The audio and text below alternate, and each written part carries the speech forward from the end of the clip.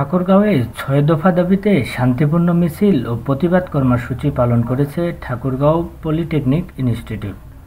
সোমবার ৯ সেপ্টেম্বর সকাল ১০টার দিকে শিক্ষার্থীরা এ কর্মসূচি পালন করেন।